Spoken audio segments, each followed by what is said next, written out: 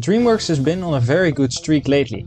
After knocking it out of the park with previous films, no, not you, get away!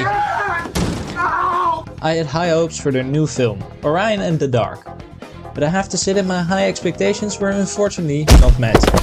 The film is about a boy named Orion who is afraid of everything. From bullies to drowning to talking to girls to cancer? I mean, that seems like a very rational fear to have. And he is also, on top of all of this, incredibly scared of the dark.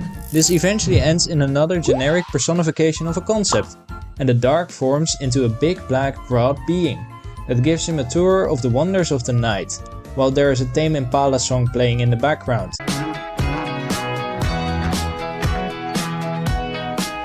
With the eventual goal of hopefully helping Orion over his fear. This film is very heavy on theming of anxiety that people have in their childhood and never quite get over. Orion is an extreme overthinker who fears even situations where nothing can go wrong for him. This works against him as he struggles with making friends. As a coping mechanism, he shelters himself away. He's very easy to relate to, which I enjoyed a lot. Everyone has that child inside them that just wants to hide away sometimes from life. The Dark, however, couldn't be more different. He is very outgoing and irrational, so they are quite the polar opposites. Their relationship together is something I can really praise this movie for. The animation, however, is something I don't really like. The character designs were very odd, and the eyes overlap and are really tiny compared to the rest of the head, which made me a bit uncomfortable at times. Brother, At later points in the movie, a few friends, companions of the Dark, are introduced, and they all look very good. They are very colorful and very original.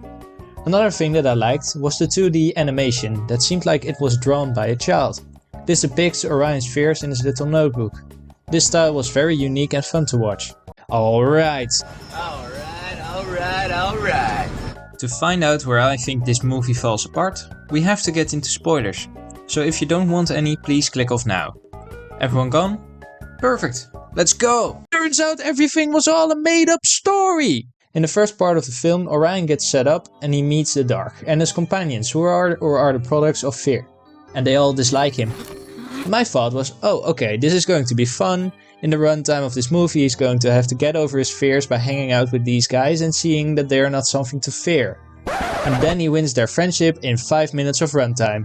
And we switch to a time in the future, where it turns out that he has been telling his daughter this made up bedtime story to make her get over her fear of the dark. The problem with this is that we don't know this real Orion or his daughter, and so I just have a hard time caring about them.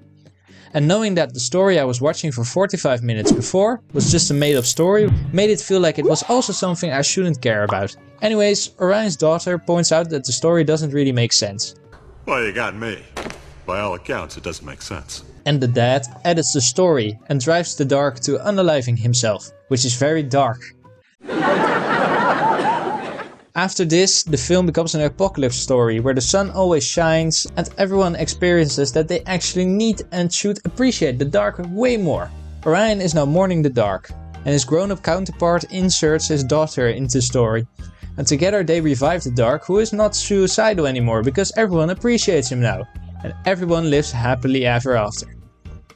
Except there is still 10 minutes of runtime left.